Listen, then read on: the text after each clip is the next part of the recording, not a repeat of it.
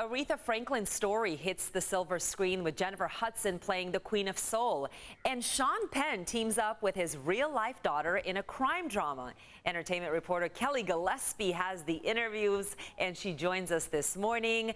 So, Kelli, two true stories not to be missed, right? Absolutely. That's right, Stella. It's the biopic that's been years in the making. Respect stars Oscar winner Jennifer Hudson, who was handpicked by Aretha Franklin. So, of course, we had to talk about that. And Marlon Wayans plays her former husband, Ted White. Then, like you mentioned, it's a family affair for the Penns. Sean directs Flag Day and also stars alongside his real-life kids, Dylan and Hopper.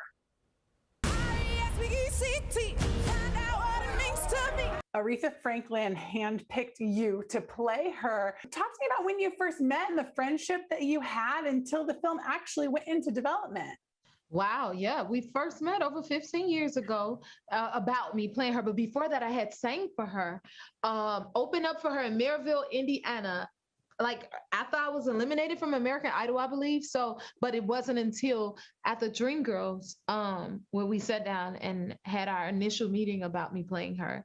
And after that, there was no script. And 8 years later, that's when she called and said, "I've made my decision. It is you who I want to play me." And 8 years later after that, now here we are. So it's been a long time for me. Well worth the wait, though. For you, do you have a clear time when you felt like that decision-making power shifted to what your passions were rather than maybe what others had planned for you?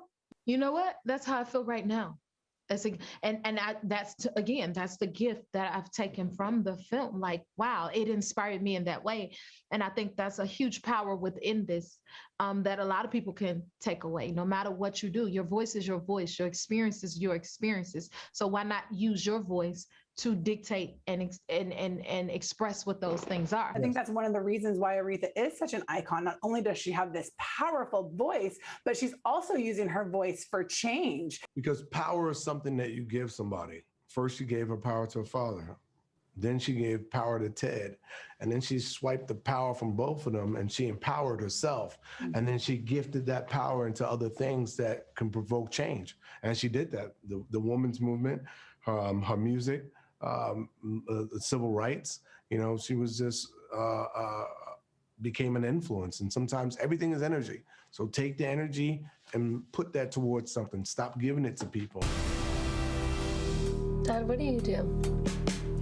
Trouble, can you find you? I'm an entrepreneur. The amount of pride that a parent has when they see their child succeed at anything, let alone a shared passion, is so rewarding. So, Sean, talk to me about what it means to you to be able to work with your daughter in this unforgettable opportunity. It's a bonus for any parent when they've just got proximity to their kids, and to have that in a working environment, and to have it creatively, the kind of a creative proximity where we, I think, very quickly and naturally occupy the same language of in the attack. Dylan, I thought you did such a fantastic job of showcasing the pull that Jennifer's father has on her, because he's simultaneously both amazing and toxic. I read the book a long time ago, but really when I met Jennifer in person, I had more of a grasp of her feelings towards her dad. And I think most con artists are really charming. So it's this weird dichotomy, especially if it's your father, because you inherently love that person. I think she was more parental than her parents were. So I think it was a pretty easy jump to go into journalism and seeking the truth, because that's all she wanted with her parents, and she was never given that. Okay, Kelli, I absolutely love Sean Penn as an actor. I actually ran into him in an elevator in LA one day. Now seeing his kids acting, that's incredible. Absolutely, I agree with you. He's phenomenal, and he's definitely passed his chops down, because Dylan is fantastic in this film. She has to go through so many emotions, and to be able to be alongside her dad and even her brother is just such a special scenario. You know what they say, right? The apple doesn't fall far from the tree, right? Speaking of family, if the entire family is looking to squeeze in a movie before heading back to school, an animated adventure is soon to be unleashed on the big screen.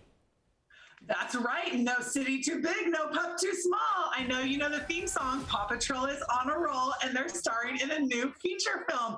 So these hero pups, they leave Adventure Bay for the big city, and it's an educational and entertaining story. We see them face fears, conquer their past. They work together as a team, and they get introduced to a new street-savvy dog named Liberty.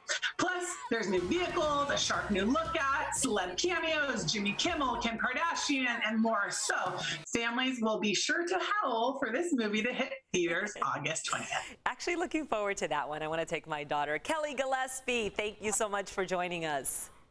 Great.